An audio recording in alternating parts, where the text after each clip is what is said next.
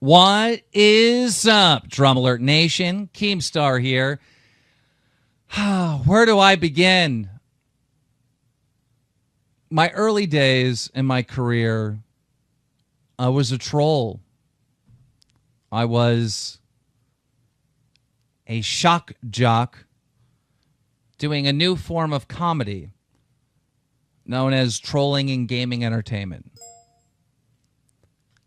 I didn't really seek this out. This kind of found me. Most YouTubers, they see videos that they like or they're inspired by someone and they decide, I'm going to start a YouTube channel. I'm going to make content. I want to entertain fans.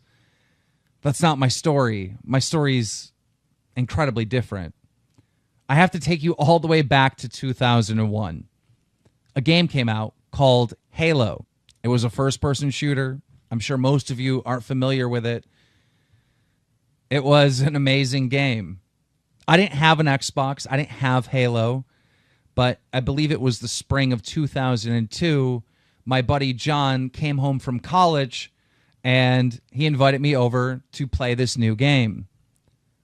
And I fell in love. And I wanted to beat John at this game Halo so bad, and he was just so much better than me. John was setting up LAN events at his college with 4 Xboxes playing 8v8s.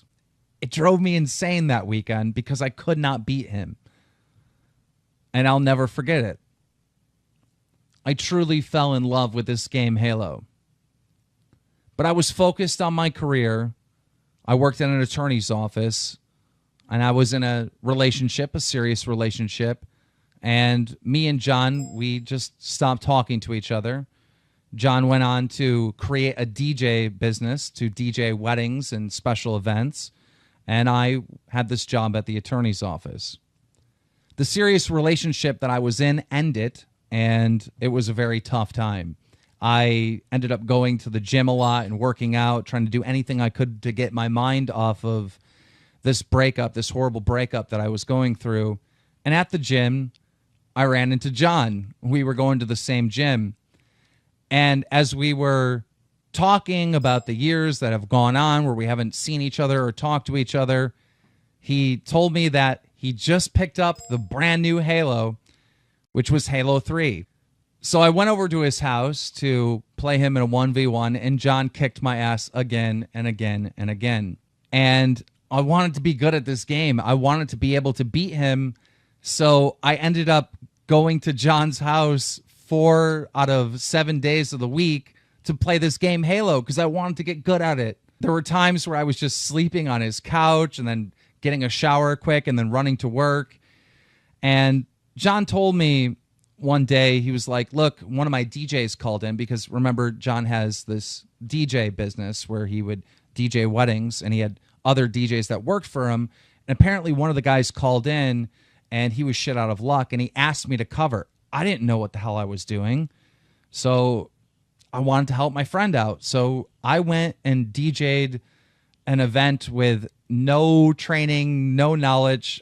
He just quick told me how to run the DJ equipment, and I guess I did a good job. You know, I had mic skills, I had presence. I was able to like hype up the crowd and play music tracks, and I fell in love with the DJ stuff. So I started working for John's DJ business part-time. And I started, I was working full-time at the attorney's office, working the DJ gig part-time, and then in my spare time, playing all the Halo I could get in. At the same time, another one of my friends invited me over to have a talk about some business that he wanted me to be involved in. And the name of the business was Quickstar. I'm not sure what Quickstar was. I was asking him questions, and he was explaining to me that basically you have your friends and relatives buy products, all right, that they would get at Walmart, but through you, through this company, and then you also get them to join the company to sell products to their friends and family. So it was basically like a pyramid scheme.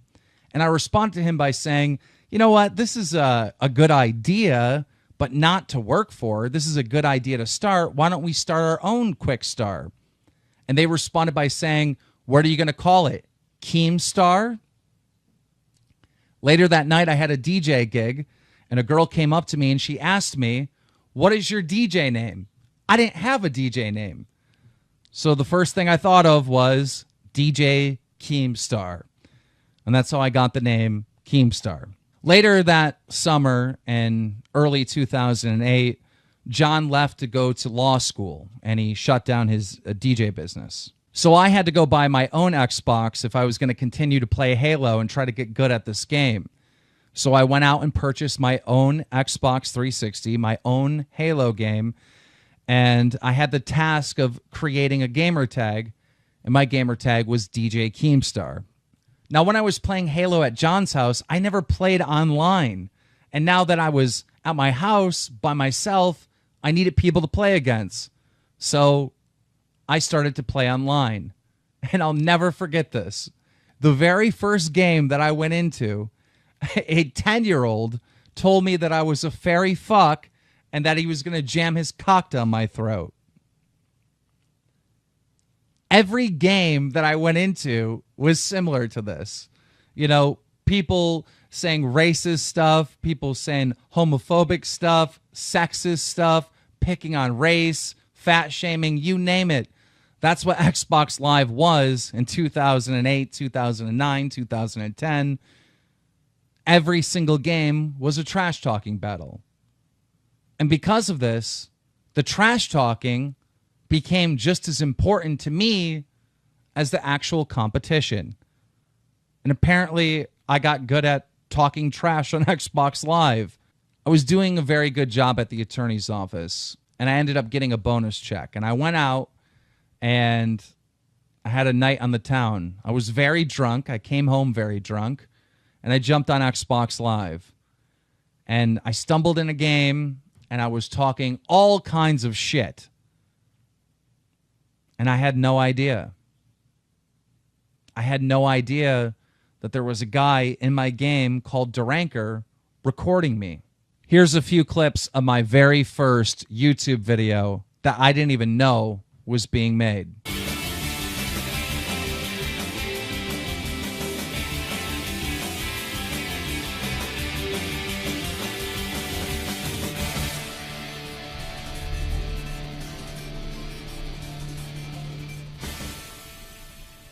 Yo, blue team, suck my fucking dick, you're gonna lose. Actually, Felix of Golden, I'm gonna bend your mother over my knee, shave her ass hair, roll it up in a blunt, and make you smoke it. Thanks. Ah, you just got stuck, asshole! You look like fucking Rudolph the Blue-Nosed Reindeer! Okay, this game's just gonna make me fucking laugh out loud the whole fucking time. Oh, another stick! You're fucking lucky I died. I feel like I'm a fucking gorilla with a fucking baseball bat fighting a retard with a spoon. This is fucking boring as hell. I'd rather fucking teabag a bear trap. Oh my god.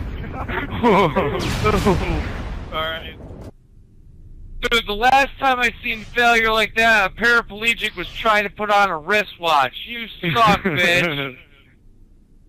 So the next day, my inbox was filled with messages. There were all these messages saying, "I loved your video. Your video was hilarious." And I had no idea what was going on. And eventually, somebody sent me a link to the video, and I clicked on it, and it had 20,000 views. And I started freaking out. I'm like, oh my God, 20,000 people seen me say this ridiculous stuff in this Halo game. Eventually, the guy that recorded me, Duranker, reached out to me, and he asked me if I would make videos with him, if I would play with him, and he would record me and put me up on YouTube. I said yes. My very first task from Duranker was to enter into a trash talking battle with a notorious trash talker from England known as Marshy D13. This is how that went. I can't hear what you're saying, you're gonna make a fucking noise, you're gonna come in here and start arguing with me, and you're gonna make a fucking noise, you stupid little fucking boy. You would do flatter your head. Now, many people said that Marshy won. Many people said that I won. It was kind of a toss-up, but these guys wanted me to make more videos with them. So I ended up joining a trolling clan, something that didn't exist on YouTube. Trolling and gaming entertainment was never organized into a clan. There was no channel dedicated to it.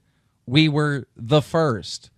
And it consisted of myself, Keemstar, which I'm Italian, Dranker, who is white, Robot, who's black, and 2 Bucks, who is Asian. That's what I just pulled on you. You guys are the most offensive people I have ever played with on I'd rather fucking teabag a bear trap. A-G. Let me hear you say it. F-A-G. One more time now. F-A-G. Yeah. Federation of Asshole Gamers. The 4 of us would go into the game Halo 3, pull pranks on people, trash talk people, troll people for entertainment. And we were very, very successful from doing this. One of our most famous pranks that we would pull on Halo 3 was the boot prank. And for you guys to understand how this works, I need to explain a little bit about Halo 3.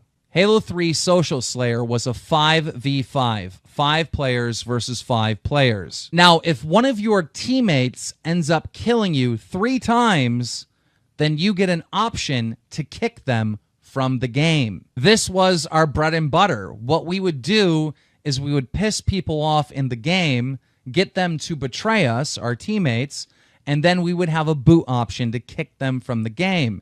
So right before we would boot them, we would ask them questions like, what is the shape of Italy? They would respond, a boot, and then we would kick them from the game. That was the prank. Now, recently, a YouTuber by the name of Grade A Under A has made a Keemstar Expose video. And in this video, he plays audio of me saying some incredibly racist stuff. However, this audio is from a trash-talking battle in Halo 3. This audio is not from Dan Keem, it's from DJ Keemstar, the troll, saying offensive stuff on purpose, trying to get my teammates to shoot me so I can kick them from the game for entertainment purposes. At no time does Grade A Under A explain that this is one of Keemstar's trolling videos. At no time is it explained that this is even on a video game or that this is even from Halo 3.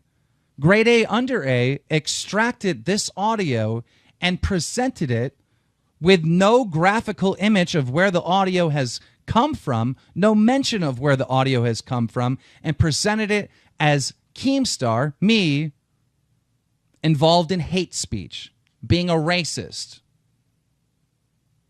I find that incredibly unfair. I find that it's misleading to the audience.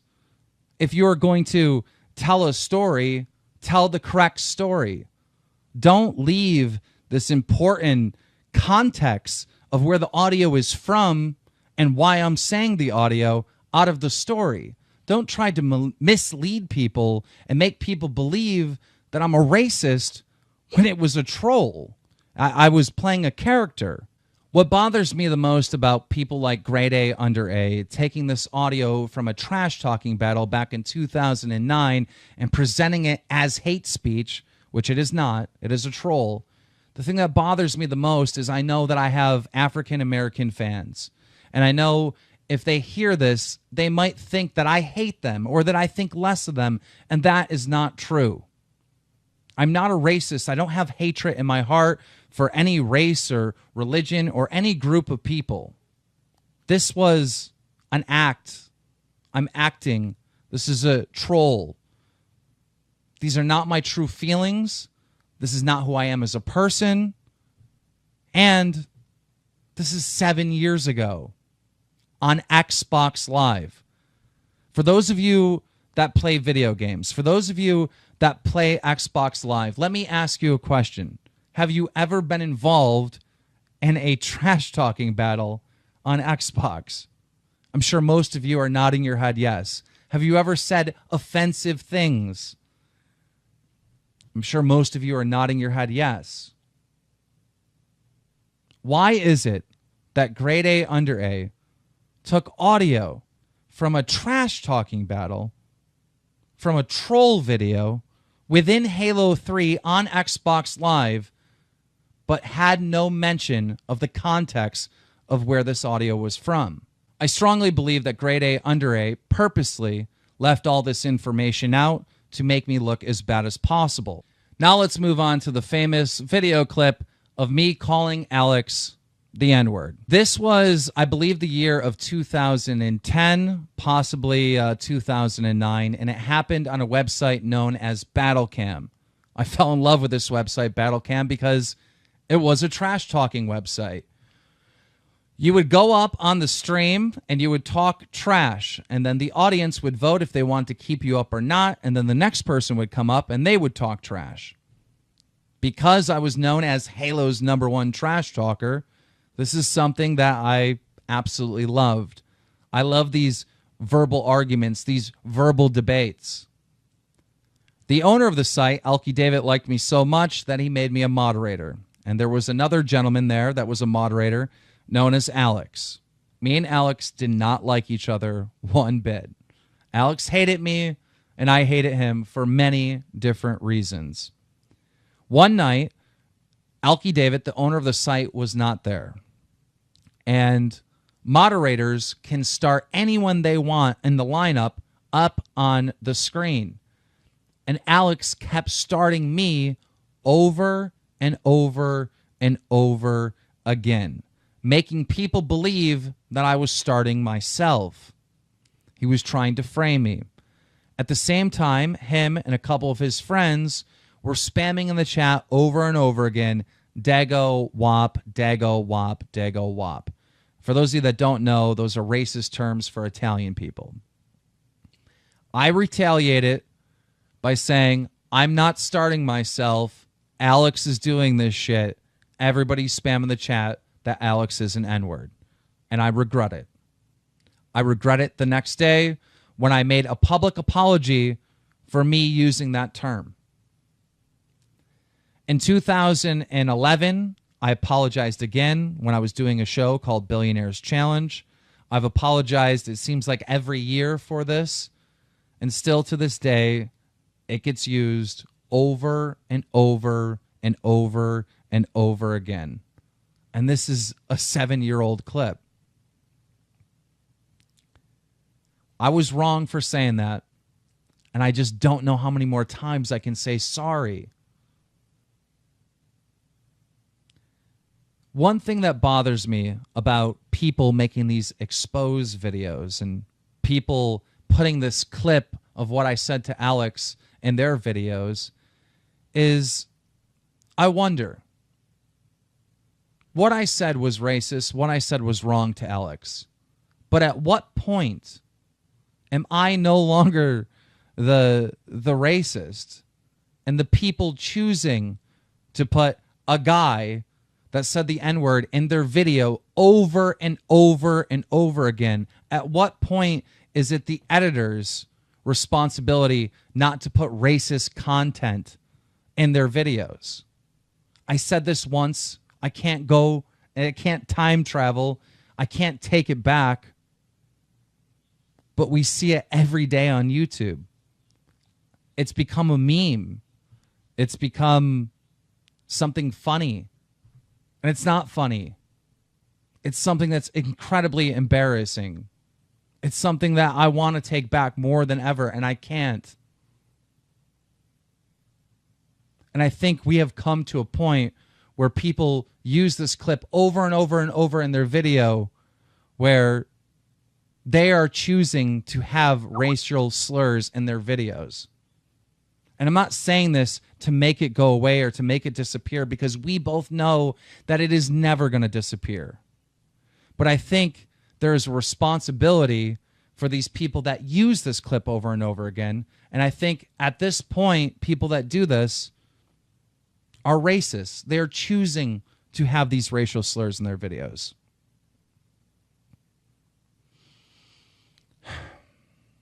This has been part 1. There's probably going to be 5 parts. I'm going to be responding to pretty much everything I've ever been accused of. If you enjoyed this video, please slap a like on it, and I'll be back with more. Thanks for listening.